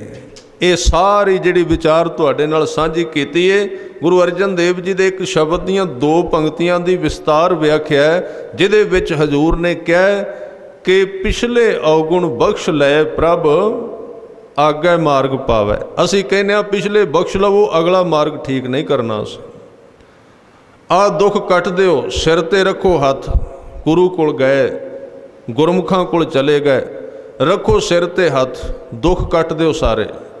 ਪਰ ਇੱਕ ਗੱਲ ਖਿਆਲ ਰੱਖਣਾ, ਜਦੋਂ ਤੁਸੀਂ ਦੁੱਖ ਕੱਟਣੇ ਨੇ ਇੱਕ ਗੱਲ ਜ਼ਰੂਰ ਧਿਆਨ ਵਿੱਚ ਰੱਖ ਲੈਣਾ, ਦੁੱਖ ਮੇਰੇ ਕੱਟੇ ਜਾਣ, ਮੇਰੇ ਗੁਆਂਢੀ ਦੇ ਨਹੀਂ ਕੱਟੇ ਜਾਣੇ ਚਾਹੀਦੇ। ਇਸ ਤਰ੍ਹਾਂ ਦਾ ਸਵਾਰਥ ਹੈ। ਦੁੱਖ ਮੇਰੇ ਕੱਟੇ ਜਾਣ, ਜਿਹੜਾ ਮੇਰੇ ਬਿਲਕੁਲ ਨਾਲ ਹੈ ਉਹਦੇ ਉਸ ਤਰ੍ਹਾਂ ਹੀ ਰਹਿਣ ਬਰਕਰਾਰ। ਤਾਂ ਜੀਵਨ ਇੱਕ ਐਸੀ ਪ੍ਰਕਿਰਿਆ ਜੋ ਜੁੜਿਆ ਹੋਇਆ ਹੈ। ਜੇ ਆਦਮੀ ਆਪਣੇ ਵਾਸਤੇ ਸੁੱਖ ਮੰਗਦਾ ਹੈ, ਦੂਜਿਆਂ ਲਈ ਦੁੱਖ ਮੰਗਦਾ, ਕਦੀ ਉਹਨੂੰ ਮਿਲੇਗਾ ਨਹੀਂ, ਇਕੱਠਾ ਹੀ ਆਉਂਦਾ ਹੈ, ਇਕੱਠਾ ਹੀ ਚਲਾ ਜਾਂਦਾ ਹੈ। ਜਿੱਦਣ ਬੰਦਾ ਸਾਰੇ ਸੰਸਾਰ ਲਈ ਅਰਦਾਸ ਕਰਨੀ ਸ਼ੁਰੂ ਕਰ ਦੇਗਾ, ਜਿਹਦੇ ਵਿੱਚ ਗੁਰੂ ਸਾਹਿਬ ਨੇ ਸਿਧਾਂਤ ਦਿੱਤਾ, ਬਾਅਦ ਵਿੱਚ ਗੁਰਮੁਖਾਂ ਨੇ ਅਰਦਾਸ ਬਣਾਈ ਕਿ ਤੇਰੇ ਭਾਣੇ ਸਰਬੱਤ ਦਾ ਭਲਾ, ਜਿੱਦਣ ਬੰਦਾ ਸਾਰੇ ਸੰਸਾਰ ਦਾ ਭਲਾ ਮੰਗੇਗਾ ਉਦਣ ਉਹਦਾ ਭਲਾ ਹੋਏਗਾ, ਉਸ ਤੋਂ ਪਹਿਲਾਂ ਭਲਾ ਨਹੀਂ ਹੋ ਸਕਦਾ। ਪਰ ਆਦਮੀ ਦੀ ਕਮਜ਼ੋਰੀ ਇਹ ਹੈ, ਉਹ ਆਪਣੇ ਆਪਣੇ ਵਾਸਤੇ ਚਾਹੁੰਦਾ ਹੈ, ਹਰ ਇੱਕ ਚੀਜ਼ ਦੀ ਉਹਨੇ ਆਪਣੇ ਕੋਲ ਦਬਾ ਕੇ ਰੱਖੀ ਹੋਈ ਹੈ, ਉਹ ਆਪਣੇ ਕੋਲ ਫੜ ਕੇ ਰੱਖਣਾ ਚਾਹੁੰਦਾ। ਸੁੱਖ ਵੀ ਚਾਹੁੰਦਾ ਹੈ ਵੀ ਪਰਮਾਤਮਾ ਵੀ ਆਵੇ ਤਾਂ ਉਹਨੂੰ ਵੀ ਆਪਣੇ ਕਿਤੇ ਨੇੜੇ ਰੱਖੋ, ਹੋਰ ਕਿਸੇ ਨਾਲ ਉਹਦੀ ਗੱਲ ਨਹੀਂ ਹੋਣੀ ਚਾਹੀਦੀ। ਤਾਂ ਇਸ ਢੰਗ ਦੇ ਨਾਲ ਸਤਿਗੁਰੂ ਨੇ ਬਾਬਾ ਫਰੀਦ ਜੀ ਨੇ ਬਚਨ ਕੀਤੇ ਕਿ ਕਿੱਕਰ ਬੀਜਦਾ ਹੈ ਜੱਟ, ਪਰ ਉਹ ਪਰਤ ਪਰਤ ਕੇ ਬੀਜੀ ਜਾਂਦਾ ਹੈ, ਪਰਤ ਪਰਤ ਕੇ ਉਸ ਕੰਮ ਨੂੰ ਕਰੀ ਜਾਂਦਾ ਹੈ ਜਿਹਦੇ ਨਾਲ ਦੁੱਖ ਪੈਦਾ ਹੁੰਦਾ। ਤਾਂ ਸਤਿਗੁਰੂ ਨੇ ਬਚਨ ਜੋ ਕੀਤੇ ਹਨ ਕਿ ਹੁਕਮ ਰਜਾਈ ਚੱਲਣਾ, ਜੀਵਨ ਵਿੱਚ ਜੋ ਕੁਝ ਵਾਪਰ ਰਿਹਾ ਹੈ ਜਿਵੇਂ ਦਾ ਤੈਨੂੰ ਗੁਰੂ ਦਾ ਹੁਕਮ ਹੈ। ਮੈਂ 2 ਚੀਜ਼ਾਂ ਦੀ ਵਿਆਖਿਆ ਤੁਹਾਡੇ ਨਾਲ ਸਾਂਝੀ ਕਰ ਰਿਹਾ ਸੀ।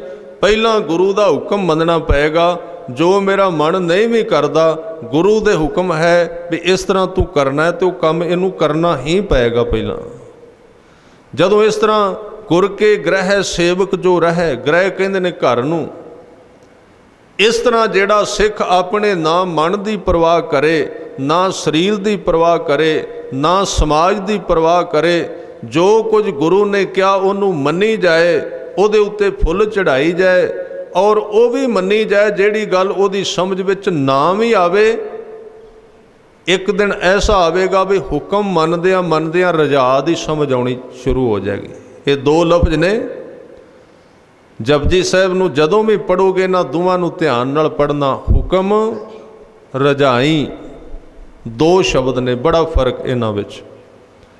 गुर के ग्रह सेवक जो रहे, गुर की आग्या मन में सह, उन्होंने सहना पएगा। गुरु अर्जन देव जी दे कोल दो सिख आए, बेनती की महाराज तुहाडा उपदेश सुन के जाने आ, इत्थे थोड़ा जा असर रहिंदा है, घर जाईदा मन नहीं मनदा, शरीर नहीं मनदा, समाज नहीं मनदा, की करिए। गुरु साहब ने बचन किया, कहन लगे भाई ये तिन्ने चीज़ां तुहानूं पासे करनियां पैणगीਆਂ। समाज नूं पुछ के जे कोई काम करना तो कामयाबी वाला ध्यान ना रखना, नहीं होएगी कामयाबी। फिर उन्होंने कहा महाराज मन नहीं मनदा, शरीर नहीं मनदा, तो सतगुरां ने उदाहरण दी। कहन लगे काम की करदे हो? कहंदे साडा काम घोड़ियां दा, सुदागर हाँ असीं घोड़े खरीदने ते बेचने। हजूर ने कहा तुहाडा घोड़ा बीमार हो जाए फिर की करदे हो? कहन लगे असी उन्होंने दवाई देने आ। किवें देंदे हो? कहन लगे असी घोड़ियां दे उस अस्तबल दे अंदर, वाड़े दे अंदर दो वड्डियां वड्डियां लकड़ां गड्डियां ने, घोड़ियां नूं बंध लईदा है रस्सियां नाल। फिर की करदे हो? कहन लगे फिर बन के उन्हां दा मूँह उच्चा चुकना पैंदा है, फिर उन्हां दे मूँह विच जिहड़ी दवाई है वो धक्के नाल पाउणी पैंदी, आप नहीं खांदे हो, बड़ी मुश्किल नाल। ते जदों उन्हां दे मूँह विच दवाई पाई दी है, दवाई पाउण तो बाद भी उन्हां दे मूँह नूं बंद करके रखना पैंदा, नहीं तो वापस भी कर दिंदे ने। हजूर ने कहा फिर घोड़े ते 2-4 दिनां दे बीमार हुंदे ने। जिस मन की तुसी गल करदे हो मनदा नहीं, तो कई जन्मां दा बीमार है, ये अपने आप दवाई खा लेगा नाम दी, ये अपने आप धर्म की गल सुन लेगा ध्यान दे नाल, कित्थे सुनेगा? तां ये घोड़े वर्गा उस वर्गा जीवन है अड़ियल। तां जे उन्होंने तंदुरुस्त करना है, ठीक करना है, सीधे राह ते तोरना है, तो पहला तुहाडा ना मन मनना है ते ना तुहाडा शरीर मनेगा। इनू धक्के नाल दवाई देनी पैगी सीधे राह ते चलाउण वास्ते। इहदे उत्ते हुक्म चाढ़ना पैगा गुरु दा, भावें वो मने भावें ना मने। मन बेचै सतगुर के पास, मन गुरु दे कोल वेच दिता। हुण साडी एक वस्तु सी, कोई गड्डी है, कोई भी चीज़ है, मकान है, जिन्ना चिर वेची नहीं उन्ना चिर साडा अधिकार। जिद्दन वेच दिती, एक बंदे नूं गड्डी वेच दिती, परत के क्या जी देख के चलाउणी, तो वो कहेगा भी तू तां वेच दिती, तेरा की काम है। तां मन नूं दिता वेच गुरु कोल, जदों गुरु कोल मन नूं वेच दिता, तां फिर सिख ये गल कवे मेरा मन नहीं मनदा, ये उहदी मूर्खता हो सकदी, सच्चाई नहीं है। मन बेचै सतगुर के पास, तिस सेवक के कारज रास। जिन्ने कारज ने, जिन्ने काम ने, पहला नहीं रास होणगे। जिन्हां ने अपनी जिंदगी विच पहला कारज रास करन वास्ते बड़े यतन उपराले कर ले, उन्होंने जाके पुछ लेना चाहिए। जिन्हां उपरालियां वाल असी कमर कस करके तैयार हो रहे हैं, पहलियां ने करके वेख लिया, असी हुण तैयारी कर रहे हैं अगों, उन्हां तो नहीं होया सिद्ध इस तरह कुछ असी करांगे। वो तो आ गए सिर फड़ के वापस, कुछ नहीं मिलिया उतों, प्राप्ति नहीं उस जीवन दे विचों कुछ। मैं बड़े बड़े बजुर्गों के कोल बैठ के, जिन्हां दी उम्र 80 साल 90 साल दी है, उन्होंने 50-50 साल ला दिते ने। चलो इहदा अर्थ ये नहीं कि बंदे नूं काम कारोबार नहीं करना चाहिए, जां वो यतन ना करे संसारक तौर पर, पर यह समझ लेना इहदे विचों कोई तृप्ति जां बाद विच सानू परिवार वालों सरोपा मिल जाएगा, संभावना ना करनी, कुछ नहीं मिलेगा। वो कह देंगे अखीर नूं भी हुण तुहाडा वक्त भी आ गया है, तुसीं चलो पासे हो जाओ, तुहानूं छड्डना पएगा। उत्थे कुछ नहीं होवेगा, बस इको एक चीज़ है, मैं कल भी एक थां ते व्याख्या कर रहा सी, बड़े बड़े वड्डे शोरूम उन्होंने प्रोग्राम कराया सी, अरबापति लोग होणगे जिहड़े बैठे सन। तो मेरे मन में ख्याल होया, सामने वाली दुकान उत्थे एक बजुर्ग की फोटो लगी हुई सी, उत्ते फुल पाए हुए सन, वो भी सुक गए बिल्कुल बेरौनक। तो मैं उत्थे कहा भी आ जिहड़ी फोटो लगी कदी इन्हां दी सी दुकान, अज तो सिर्फ फोटो वास्ते है थां इन्हां कोल, इत्थे होर इन्हां दा कोई संबंध नहीं है। तो फुल भी पुराने, वो भी नहीं बदलता कोई हर रोज़, कौन करेगा, कौन खरीदेगा हर रोज़ इनू फुल पाउण वास्ते। चलो ठीक है, वो ही चल जाणगे, सुक जाते फुल भी। तो ये कदी गुरु साहब जी की बाणी, गुरु ग्रंथ साहब जी की बाणी का प्रयोजन है कि बंदे दे दिमाग विचों ये भुलेखा कढ़ दिता जाए कि ये संसार का सिलसिला तेरी जिंदगी की तृप्ति का साधन बन जाएगा। नहीं बन सकता। जिंदगी पास हो जाएगी चंगी, 4 टके होणगे, लंघ वधिया जाएगी, ये गल पक्की है। वधिया भी लंघ सकती है, माया गर्क भी कर सकती, मत भी मार सकती, ज़्यादा हो गई तो पूरी पूरी रही तो जीवन चलेगा, नहीं तो डोब के भी रख देगी, नहीं तो कोलू का बैल भी बना देगी, चंबड़ जाएगा आदमी उहदे नाल। कोई मायाधारी बंदा धार्मिक बन जाए, बड़ी मुश्किल गल है। बहुतात विच वध जाए, किवें करेगा वो? मैनू एक परिवार ने कहा सी कि इस बच्चे नू समझाओ, तुसी अरबापति ने हो, ये गुरुद्वारे जान लग पिया सी ते कथा बहुत सुनदा है, ते पहला ये जांदा सी 10 घंटे दुकान ते, इन्हें 4 घंटे घटा दिते, 6 घंटे कर दिते। 4 घंटे वो बाणी पढ़दा, सिमरन करदा। मैं पूछया भी की गल, कहन लगा इन्हां ने 15-15 घंटे लाए ने, मैं तो वेख्या नहीं इन्हां दा कुछ बनया होवे। मैं 10 लाउंदा रहा, मैनू पता है भी जो कुछ मैनू 10 विच मिलना 6 विच भी मिल जाना है, उहदे नाल मेरा गुजारा चलदा है। तो मैनू समझ आ गई गुरु ग्रंथ साहब जी की बाणी विचों भी 6 घंटिया नाल सरदा है, क्यों जिंदगी बर्बाद करनी, होर कोई काम करना चाहिए अपने वास्ते। ये तो आने वालियां वास्ते जिहड़ा मैं कर रहा, जिहदे वास्ते मैं कहना भी मेरे कोल मरन दा वेल नहीं। गुरुद्वारे कौन जाए जी? एक सज्जन कहंदे जी कौन गुरुद्वारे जाए, कहंदे साडे कोल ते कहंदे रोटी खाण दा भी वक्त नहीं है, रोटी खाण दा समा इन्ना बिजी। ते माया अद्धा शहर खरीदना चाहण तां खरीद सकदे ने, इन्नी माया। शब्द ये कहंदे रोटी खाण दा वक्त नहीं। मैं क्या फिर आत्म हत्या कर लो, जे रोटी नहीं खानी काम कादे वास्ते करना है?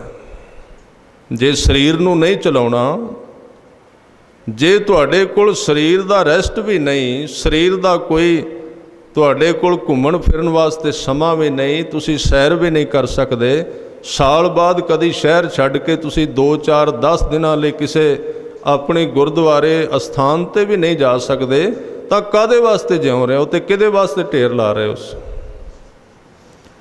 तो इस तरह का जो कुछ गुरु ग्रंथ साहब दे विच है वो साडे कर्म नाल जीवन नाल सहमत है नहीं।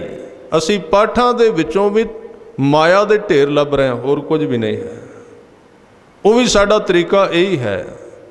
तो मैं जिहड़ी बेनती साझी कर रहा सी, सतगुरु ने बचन कीते, कहन लगे मन बेचै सतगुरु के पास ते सेवक के कारज रास। पहला मन्ने गुरु दा हुक्म, सचियारा किवें होईदा? पहली पौड़ी दा सवाल यह है कि सचियारा होई है। तो गुरु साहब ने तरीका दसिया। हुण मैं थोड़ी जी दी तरतीब बना दियां, जिहड़े पिछले दिन विच आपां विचार कीती सी कि 4 चीज़ां, वो विचार अजे विचे खड़ी है। अजे आपां हुक्म की व्याख्या की, सिर्फ गुरु का हुक्म मनना। जदों हुक्म मन ले चंगी तरह, फिर रजा की समझ बाद विच आउंदी है। रजा की है? ਇਹਦੇ ਬਾਰੇ ਵੀ ਥੋੜ੍ਹੇ ਜਿਹੇ ਮਿੰਟ ਆਪਾਂ ਸਾਂਝੇ ਕਰਨੇ। ਹੁਕਮ ਤਾਂ ਮੰਨ ਲਿਆ, ਇਹ ਦੋ ਤਰੀਕੇ ਨੇ ਬਸ ਗੁਰੂ ਗ੍ਰੰਥ ਸਾਹਿਬ ਵਿੱਚ ਜ਼ਿੰਦਗੀ ਨੂੰ ਸਮਝਦੇ ਦੋ ਹੀ ਤਰੀਕੇ ਨੇ। ਗੁਰੂ ਦੇ ਹੁਕਮ ਵਿੱਚ ਆਉਣ ਤੋਂ ਬਾਅਦ ਜਦੋਂ ਗੁਰੂ ਦਾ ਹੁਕਮ ਕੁਝ ਸਾਲ ਹੰਢਾਇਆ ਜੀਵਨ ਵਿੱਚ, ਜਦੋਂ ਉਸ ਹੁਕਮ ਨੂੰ ਹੰਢਾ ਲਿਆ ਚੰਗੀ ਤਰ੍ਹਾਂ, ਜਿਵੇਂ ਜਿਵੇਂ ਗੁਰੂ ਨੇ ਕਿਹਾ ਉਸੇ ਤਰ੍ਹਾਂ ਕਰੀ ਗਏ। ਜਿਵੇਂ ਗੁਰੂ ਅੰਗਦ ਦੇਵ ਜੀ ਨੇ ਕੀਤਾ ਸੀ, ਭਾਈ ਲਹਿਣੇ ਦੇ ਰੂਪ ਵਿੱਚ, ਮੁਰਦਾ ਪਿਆ ਇਹਨੂੰ ਖਾ ਲੈ, ਖਾਣ ਲਈ ਤਿਆਰ ਹੋ ਗਏ। ਗੁਰੂ ਸਾਹਿਬ ਨੇ ਹੋਰ ਬਹੁਤ ਕੁਝ ਕਿਹਾ, ਇਸ ਤਰ੍ਹਾਂ ਕਰ, ਉਹ ਵੀ ਕਰ ਲਿਆ। ਰਾਤ ਨੂੰ ਕੱਪੜੇ ਧੋ ਕੇ ਲਿਆ, ਉਹ ਵੀ ਲੈ ਆਂਦੇ ਧੋ ਕੇ। ਨਾਲ ਇਹ ਵੀ ਕਿਹਾ ਵੀ ਸੁਕਾ ਕੇ ਲਿਆ, ਉਹ ਤਾਂ ਕਿਹਾ ਸੀ ਵੀ ਪਰਤ ਕੇ ਜਵਾਬ ਦੇਣਗੇ ਵੀ ਧੁੱਪ ਤਾਂ ਹੈ ਨਹੀਂ, ਸੁਕਾਈਏ ਕਿੱਥੋਂ। ਨਹੀਂ ਤਾਂ ਰਾਤ ਸੀ ਤਾਂ ਗੁਰੂ ਨਾਨਕ ਸਾਹਿਬ ਭਾਈ ਲਹਿਣੇ ਨੂੰ ਇਹ ਤਾਂ ਕਹਿ ਸਕਦੇ ਵੀ ਕੱਪੜੇ ਧੋ ਲਿਆ, ਕੋਈ ਵੱਡੀ ਗੱਲ ਨਹੀਂ, ਚੰਦਰਮਾ ਹੋਵੇਗਾ, ਥੋੜਾ ਚਾਨਣ ਹੋਏਗਾ। ਤਾਂ ਜਦੋਂ ਭਾਈ ਲਹਿਣਾ ਜੀ ਨੇ ਕੱਪੜੇ ਚੁੱਕ ਲਏ ਨਾ, ਤੇ ਗੁਰੂ ਸਾਹਿਬ ਨੇ ਵੇਖਿਆ ਵੀ ਇਹ ਤਾਂ ਕਾਮਯਾਬ, ਇਹ ਹੋ ਗਿਆ ਪਾਸ, ਇਹਨੇ ਕਿਹਾ ਹੀ ਨਹੀਂ ਵੀ ਸਵੇਰੇ ਧੋਵਾਂਗੇ। ਉਸੇ ਵੇਲੇ ਖੜੇ ਹੋ ਗਏ 12-1 ਵਜੇ ਰਾਤ ਨੂੰ। ਤਾਂ ਗੁਰੂ ਸਾਹਿਬ ਗੁਰੂ ਨਾਨਕ ਦੇਵ ਜੀ ਨੇ ਫਿਰ ਸੋਚਿਆ ਵੀ ਹੁਣ ਇੱਕ ਹੋਰ ਤਰੀਕਾ ਵੀ ਜਵਾਬ ਦਵੇ। ਇੱਕ ਤਰੀਕਾ ਹੈ, ਜਦੋਂ ਕਿਤੇ ਕੋਈ ਆਦਮੀ ਗੁਰੂ ਦੇ ਹੁਕਮ 'ਤੇ ਚੱਲਣ ਦਾ ਜ਼ਿਆਦਾ ਯਤਨ ਕਰੇਗਾ ਨਾ ਵੀ ਮੈਂ ਕੁਝ ਪ੍ਰਾਪਤ ਕਰਨਾ ਹੈ, ਜ਼ੋਰ ਪਾਏਗਾ ਗੁਰੂ 'ਤੇ, ਤਾਂ ਉੱਥੇ ਖਿਆਲ ਰੱਖਣਾ ਗੁਰੂ ਜਾਣ ਬੁੱਝ ਕੇ ਅਸ਼ਰਦਕ ਕਰਨ ਦਾ ਯਤਨ ਕਰੇਗਾ ਬੰਦੇ ਨੂੰ। ਜਿਵੇਂ ਇੱਕ ਆਪਰੇਸ਼ਨ ਕਰਨ ਵਾਲਾ ਉਹਦੀ ਹਰ ਇੱਕ ਕੋਣ ਨੂੰ ਫੋਲਦਾ ਵੀ ਕਿਤੇ ਥੋੜ੍ਹਾ ਜਿਹਾ ਵੀ ਰਹਿ ਗਿਆ, ਧਿਆਨ ਦਿਓ। ਜੇ ਇੱਕ ਧਾਗਾ ਵੀ ਬਚ ਗਿਆ ਨਾ ਕਿਤੇ, ਬਿਲਕੁਲ ਪਰਤ ਕੇ ਬਹੁਤ ਵੱਡਾ ਨੁਕਸਾਨ ਹੋ ਜਾਏਗਾ। ਜਦੋਂ ਕੋਈ ਆਦਮੀ ਗੁਰੂ ਦਾ ਬਹੁਤਾ ਪਿੱਛਾ ਕਰਦਾ ਹੈ ਕਿ ਮੈਨੂੰ ਇਹ ਚਾਹੀਦਾ, ਮੈਨੂੰ ਇਹ ਚਾਹੀਦਾ, ਤਾਂ ਉਹਦੀ ਇੱਕ ਇੱਕ ਨਾੜ ਨੂੰ ਫੋਲਦਾ ਵੀ ਕਿਤੇ ਕੋਈ ਗੱਲ ਕਮੀ ਰਹਿ ਨਾ ਜਾਏ, ਨਹੀਂ ਤੇ ਫਿਰ ਦਰਦ ਹੋਏਗੀ ਅੰਦਰ, ਸਭ ਕੱਢ ਦਿੱਤਾ ਜਾਏ ਇਹਦੇ ਵਿੱਚ। ਤਾਂ ਉਹ ਇਸ ਤਰ੍ਹਾਂ ਦੀਆਂ ਘਟਨਾਵਾਂ ਨੂੰ ਵਰਤਾਏਗਾ ਜਾਣ ਬੁੱਝ ਕੇ ਜਿਹਦੇ ਵਿੱਚ ਉਸ ਬੰਦੇ ਦੀ ਸ਼ਰਧਾ ਟੁੱਟ ਜਾਏ। ਜੇ ਟੁੱਟਣੀ ਹੈ ਅੱਜ ਹੀ ਟੁੱਟ ਜਾਏ, ਕਿਤੇ ਸਾਰਾ ਛੱਤ ਤਿਆਰ ਕਰਨ ਤੋਂ ਬਾਅਦ ਹੀ ਸਾਰਾ ਸੀਮੈਂਟ ਕਹਿਣ ਜੀ ਨਕਲੀ ਸੀ, ਡਿੱਗ ਪਿਆ ਛੱਤ ਸਾਰਾ, ਪਹਿਲਾਂ ਪਤਾ ਲੱਗ ਜਾਏ ਇਸ ਦਾ, ਤਾਂ ਬਹੁਤੇ ਤਾਂ ਪਹਿਲਾਂ ਹੀ ਡਿੱਗ ਪੈਂਦੇ, ਪਤਾ ਲੱਗ ਜਾਂਦਾ, ਉਹ ਠੀਕ ਹੋ ਜਾਂਦਾ ਹੈ। ਉਹਨੂੰ ਡੇਗਣ ਦਾ ਯਤਨ ਕੀਤਾ ਜਾਂਦਾ ਕਿ ਢਹਿ ਪੈ ਜਲਦੀ, ਇੰਨੀ ਮਿਹਨਤ ਕਰਨ ਦੀ ਕੀ ਲੋੜ ਹੈ। ਤਾਂ ਜਿਹੜਾ ਪਹਿਲਾਂ ਡਿੱਗ ਪਿਆ, ਫਿਰ ਜਦੋਂ ਪੂਰੀ ਤਰ੍ਹਾਂ, ਤਾਂ ਸਤਿਗੁਰੂ ਨੇ ਵੇਖਿਆ, ਗੁਰੂ ਨਾਨਕ ਦੇਵ ਜੀ ਨੇ, ਇਹਨੇ ਤਾਂ ਕੱਪੜੇ ਚੁੱਕ ਲਏ ਧੋਣ ਵਾਸਤੇ, ਕੋਈ ਜਵਾਬ ਨਹੀਂ ਵੀ ਕੱਲ੍ਹ ਧੋ ਦਿਆਂਗੇ ਜੀ, ਪਰਸੋਂ ਵੇਖਾਂਗੇ। ਅੱਗੋਂ ਇਹ ਨਹੀਂ ਕਿਹਾ ਵੀ ਤੁਸੀਂ ਕਿਹੜਾ ਸਾਡੇ ਆਖੇ ਲੱਗਦੇ ਹੋ, ਅਸੀਂ ਤੁਹਾਡੇ ਕਹਿ 'ਤੇ ਤੁਰੀਏ, ਕੁਝ ਨਹੀਂ ਕਿਹਾ। ਤਾਂ 1 ਵਜੇ ਤੁਰੇ ਜਦੋਂ ਚੁੱਕ ਕੇ, 1-2 ਚੋਲੇ ਸਨ ਕੱਪੜੇ, ਤਾਂ ਗੁਰੂ ਸਾਹਿਬ ਨੇ ਵੇਖਿਆ ਵੀ ਗੱਦੀ 'ਤੇ ਬਿਠਾਉਣਾ ਹੈ ਤੇ ਇਸ ਬੰਦੇ ਨੂੰ ਹੁਣੇ ਦੇਖ ਲਈਏ ਚੰਗੀ ਤਰ੍ਹਾਂ। ਫਿਰ ਕਹਿੰਦੇ ਬਈ ਸੁਕਾ ਕੇ ਵੀ ਲਿਆਈ, ਧੁੱਪ ਵਿੱਚ ਸੁਕਾ ਕੇ ਲਿਆਈ, ਕਿਉਂਕਿ ਅੱਗੋਂ ਬੋਲੇਗਾ, ਕਹੇਗਾ ਵੀ ਕਿੱਥੇ ਸੁਕਾਈਏ ਜੀ, ਸੂਰਜ ਚੜ੍ਹਿਆ ਕਿਤੇ ਪਤਾ ਨਹੀਂ ਲੱਗਦਾ ਤੁਹਾਨੂੰ, ਕਾਹਦੇ ਵਿੱਚ ਸੁਕਾਈਏ, ਇਸ ਤਰ੍ਹਾਂ ਔਖਾ ਜਿਹਾ ਕੋਈ ਬੋਲੇਗਾ। ਪਰ ਉਸੇ ਪਲ, ਉਸ ਰਾਤ ਦੇ ਹਨੇਰੇ ਵਿੱਚ ਗੁਰੂ ਅੰਗਦ ਦੇਵ ਭਾਈ ਲਹਿਣਾ ਜੀ ਦਾ ਫਿਰ ਇੱਕ ਵਾਰੀ ਸਿਰ ਚੁੱਕਿਆ, ਕਹਿਣ ਲੱਗੇ 7 ਬਚਨ ਸੁਕਾ ਕੇ ਲਿਆਵਾਂਗਾ। ਫਿਰ ਕਿਹਾ ਸੁਕਾਏਗਾ ਕਿਵੇਂ, ਸੂਰਜ ਤਾਂ ਹੈ ਨਹੀਂ, ਜਿਹੜੀ ਗੱਲ ਉਹਨਾਂ ਕਹਿਣੀ ਸੀ, ਕਿਵੇਂ ਸੁਕਾਏਗਾ। ਕਹਿਣ ਲੱਗੇ ਮਹਾਰਾਜ ਤੁਸੀਂ ਬਚਨ ਕਰ ਦਿੱਤਾ ਵੀ ਸੁਕਾ ਕੇ ਲੈ, ਧੁੱਪ ਦੀ ਕੀ ਮਜਾਲ, ਉਹ ਨਾ ਚੜ੍ਹੇ, ਆਪੇ ਚੜ੍ਹ ਜਾਏਗੀ, ਲੋਕਾਂ ਨੂੰ ਨਹੀਂ ਦਿਸੇਗੀ ਪਰ ਧੁੱਪ ਆਪਣਾ ਕੰਮ ਕਰ ਜਾਏਗੀ। ਸੰਸਾਰ ਵਾਸਤੇ ਹਨੇਰਾ ਹੀ ਰਹੇਗਾ ਪਰ ਲਹਿਣੇ ਵਾਸਤੇ ਸੂਰਜ ਚੜ੍ਹ ਜਾਏਗਾ। ਇਸ ਤਰ੍ਹਾਂ ਇੱਕ ਤੋਂ ਬਾਅਦ ਇੱਕ ਘਟਨਾ, ਇੱਕ ਤੋਂ ਬਾਅਦ ਇੱਕ ਵਾਪਰਦੀ, ਜਿਹੜੀਆਂ ਸਿੱਖ ਦੀਆਂ ਜ਼ਿੰਦਗੀ ਅੰਦਰ ਨਾ ਕਾਮਯਾਬੀਆਂ ਹੁੰਦੀਆਂ, ਉਹ ਨਾ ਕਾਮਯਾਬੀਆਂ ਨਹੀਂ ਹੁੰਦੀਆਂ, ਉਹਦੇ ਜੀਵਨ ਦੀਆਂ ਸੀੜੀਆਂ ਪੌੜੀਆਂ ਬਣ ਜਾਂਦੀਆਂ ਨੇ, ਤਾਂ ਉਹਨੂੰ ਹੋਰ ਉੱਪਰ ਚੁੱਕ ਕੇ ਲੈ ਜਾਂਦੀਆਂ। ਪਰ ਇਹ ਸਭ ਕੁਝ ਤਾਂ ਹੁੰਦਾ ਹੈ ਜੇ ਗੁਰੂ ਨੇ ਆਪਣਾ ਹੱਥ ਨਾਲ ਦਿੱਤਾ ਹੋਵੇ, ਨਹੀਂ ਤੇ ਆਦਮੀ ਤਾਂ ਇੱਕ ਝਟਕੇ ਵਿੱਚ ਟੁੱਟ ਕੇ ਸਾਈਡ 'ਤੇ ਚਲਾ ਜਾਂਦਾ। ਤਾਂ ਉਹਨੂੰ ਤਪਾ ਕੇ ਉਹਦੇ ਖੋਟ ਨੂੰ ਕੱਢ ਦਿੱਤਾ ਜਾਂਦਾ, ਗੁਰੂ ਵੱਲੋਂ ਖਤਮ ਕਰ ਦਿੱਤਾ ਜਾਂਦਾ। ਤੇ ਜਦੋਂ ਸਾਰਾ ਖੋਟ ਖਤਮ ਹੋ ਜਾਏ ਉਦੋਂ ਫਿਰ ਰਜਾ ਦੀ ਸਮਝ ਆਉਂਦੀ। ਉਸ ਵੇਲੇ ਆਪਾਂ ਦੂਜੇ ਲਫ਼ਜ਼ ਤੇ ਚਲੇ ਜਾਂਦੇ, ਹੁਕਮ ਰਜਾਈ, ਫਿਰ ਰਜਾ ਦੀ ਸਮਝ ਆਉਣ ਲੱਗ ਪੈਂਦੀ। ਰਜਾ ਦਾ ਮਤਲਬ ਫਿਰ ਇਹ ਵਿਸ਼ਾ ਵਿਆਖਿਆ ਤਾਂ ਇਹਦੀ ਬਹੁਤ ਹੈ, ਪਰ ਇਹਦੀ ਵਿਆਖਿਆ ਕਰਨ ਦੀ ਲੋੜ ਬਹੁਤੀ ਨਹੀਂ, ਕਿਉਂਕਿ ਇਹ ਰਜਾ ਵਿੱਚ ਰਹਿਣਾ ਮਾਣਿਆ ਜਾਂਦਾ ਹੈ, ਸਮਝਿਆ ਨਹੀਂ ਜਾਂਦਾ। ਹੁਕਮ ਦੀ ਵਿਆਖਿਆ ਬੜੀ ਹੈ, ਮੈਂ ਕਈ ਦਿਨ ਤੱਕ ਕਰ ਸਕਣਾ। ਗੁਰੂ ਦਾ ਹੁਕਮ ਇਹ ਹੈ, ਅੰਮ੍ਰਿਤ ਵੇਲੇ ਉੱਠਣਾ, ਅੰਮ੍ਰਿਤ ਪਾਨ ਕਰਨਾ, ਬਾਣੀ ਪੜ੍ਹਨੀ, ਇਸ਼ਨਾਨ ਕਰਨਾ, ਸੇਵਾ ਕਰਨੀ, ਝੂਠ ਨਾ ਬੋਲਣਾ, ਦੂਜੇ ਦਾ ਭਲਾ ਕਰਨਾ, ਸਾਰਿਆਂ ਲਈ ਅਰਦਾਸ ਕਰਨੀ। ਇਹ ਗੁਰੂ ਦਾ ਹੁਕਮ, ਇਹਦੀ ਵਿਆਖਿਆ ਹੋ ਸਕਦੀ। ਪਰ ਜਦੋਂ ਕੋਈ ਇਸ ਹੁਕਮ ਦੇ ਵਿੱਚੋਂ ਗੁਜ਼ਰ ਜਾਂਦਾ, ਜਿਹੜੀ ਉਹਦੇ ਅੰਦਰ ਗਿਆਨ ਖੰਡ ਮੈਂ ਗਿਆਨ ਖੰਡ ਪ੍ਰਚੰਡ ਹੋ ਜਾਂਦਾ ਹੈ, ਜਾਂ ਵਿਵੇਕ ਬੁੱਧ ਜਾਗ ਪੈਂਦੀ ਹੈ, ਫਿਰ ਕੀ ਵਾਪਰਦਾ ਹੈ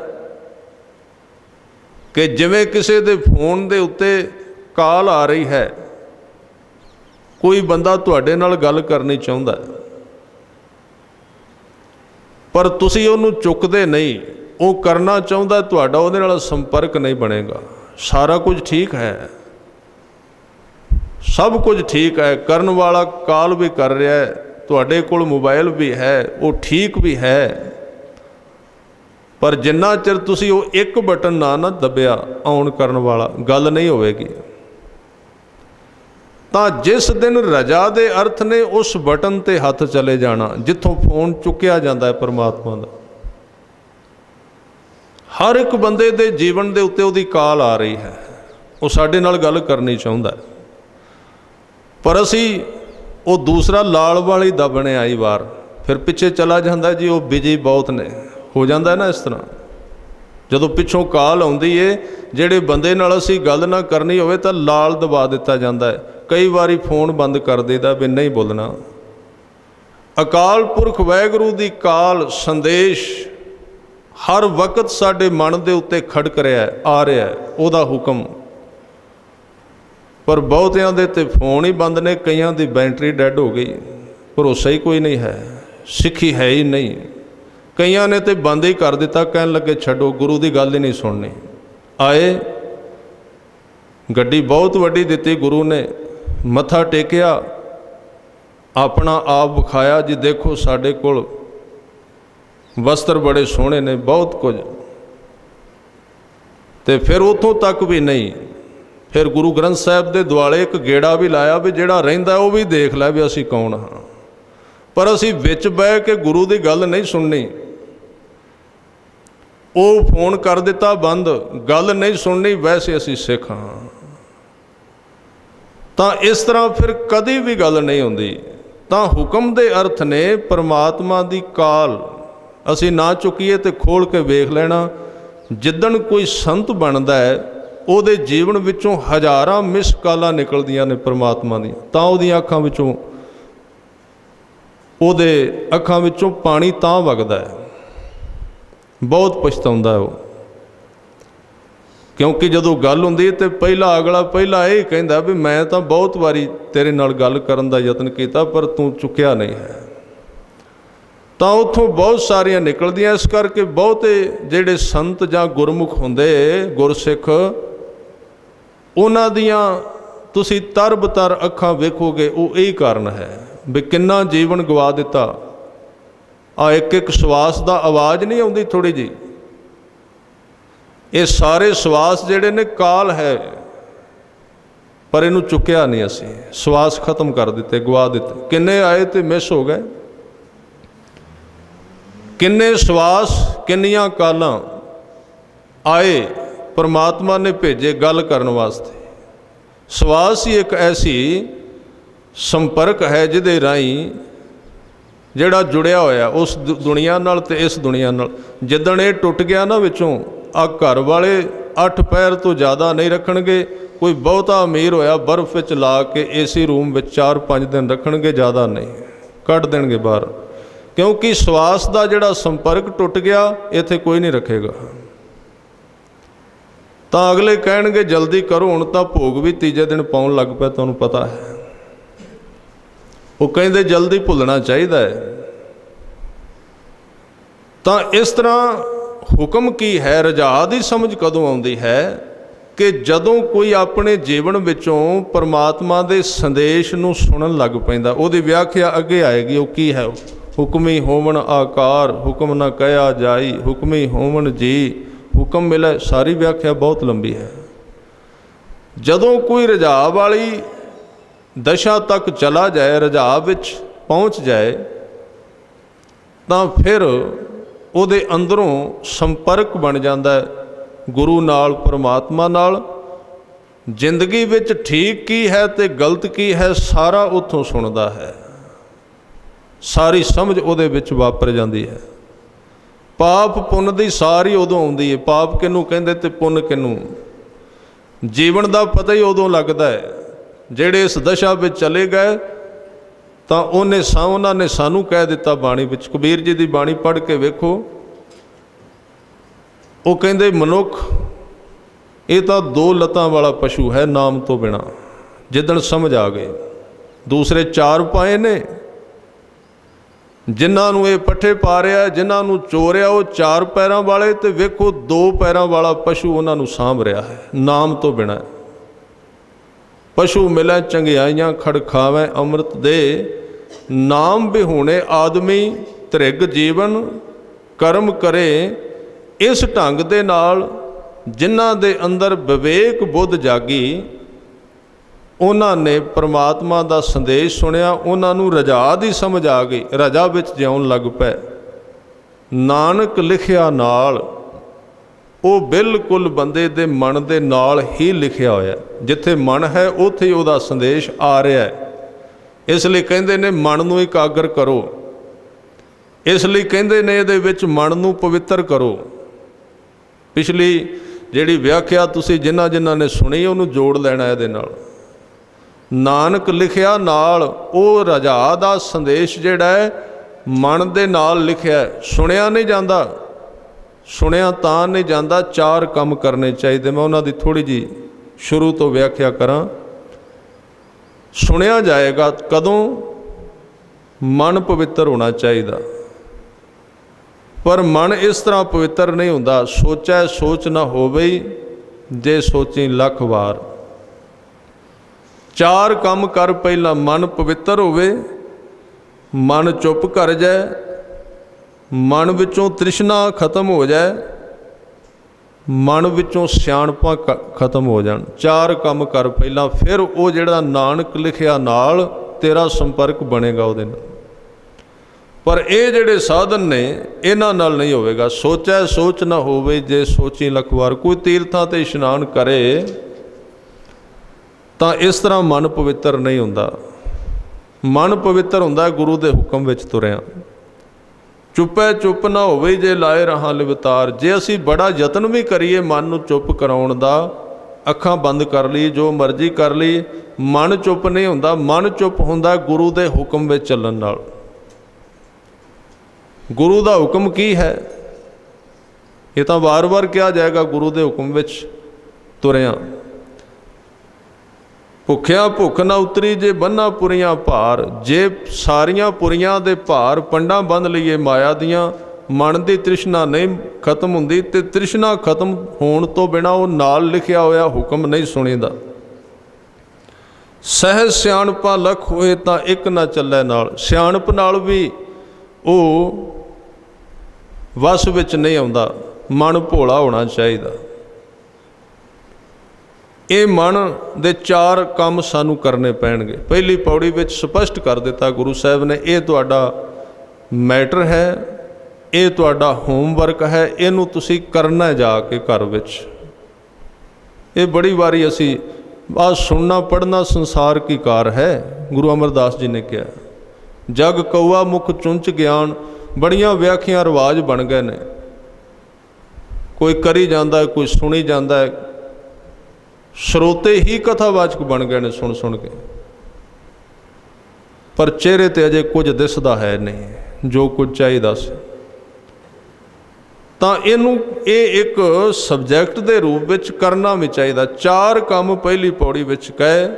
ਮਨ ਦੀ ਸਫਾਈ ਪਵਿੱਤਰਤਾ, ਮਨ ਦਾ ਚੁੱਪ ਹੋਣਾ, ਵਿਚਾਰਾਂ ਤੋਂ ਰਹਿਤ, ਮਨ ਵਿੱਚੋਂ ਤ੍ਰਿਸ਼ਨਾ ਦਾ ਖਤਮ ਹੋ ਜਾਣਾ, ਲੋਭ ਦਾ ਖਤਮ ਹੋ ਜਾਣਾ, ਮਨ ਵਿੱਚੋਂ ਹੰਕਾਰ ਤੇ ਸਿਆਣਪ ਨੂੰ ਕੱਢ ਦੇਣਾ। ਜਦੋਂ ਕੋਈ ਇਹ ਕੰਮ ਕਰੇਗਾ ਫਿਰ ਇਹ ਕੰਮ ਕਿਵੇਂ ਹੋਵੇ, ਕਿਵ ਸਚਿਆਰਾ ਹੋਈ ਹੈ। ਇਸ ਤਰ੍ਹਾਂ 4 ਹਿੱਸੇ ਕਿਵੇਂ ਮਨ ਦੇ ਠੀਕ ਹੋਣ, ਕਿਵ ਕੂੜਾ ਟੁੱਟੈ ਪਾਲ, ਤੇ ਝੂਠ ਦੀਆਂ 4 ਦੀਵਾਰਾਂ ਕਿਵੇਂ ਟੁੱਟਣ, ਇਹ ਕਿਵੇਂ ਸਾਫ਼ ਹੋਵੇ ਅੰਦਰੋਂ। ਤਾਂ ਗੁਰੂ ਸਾਹਿਬ ਨੇ ਕਿਹਾ ਹੁਕਮ ਰਜਾਈ ਚੱਲਣਾ, ਨਾਨਕ ਲਿਖਿਆ ਨਾਲ। ਹੁਕਮ ਵਿੱਚ ਚੱਲ ਕੇ ਹੋਏਗਾ। ਉਹ ਹੁਕਮ ਕੀ ਹੈ? ਉਹ ਹੁਕਮ ਹੈ ਏਕੋ ਨਾਮ ਹੁਕਮ ਹੈ, ਨਾਨਕ ਸਤਿਗੁਰ ਦਿਆ ਬੁਝਾਏ ਜੀਓ। ਉਸ ਹੁਕਮ ਨੂੰ 2-4 ਮਿੰਟ ਕਮਾ ਕੇ ਇੱਥੇ ਵੇਖੀਏ, ਫਿਰ ਆਪਣੇ ਜੀਵਨ ਵਿੱਚ ਹਰ ਰੋਜ਼ ਤਰਤੀਬਵਾਰ ਕਮਾਈਏ, ਤਾਂ ਇਹ ਸਾਰੀ ਘਟਨਾ ਜਿਹੜੀ ਪਹਿਲੀ ਪੌੜੀ ਦੀ ਆਪਣੇ ਜੀਵਨ ਵਿੱਚ ਸਮਝ ਆ ਸਕਦੀ।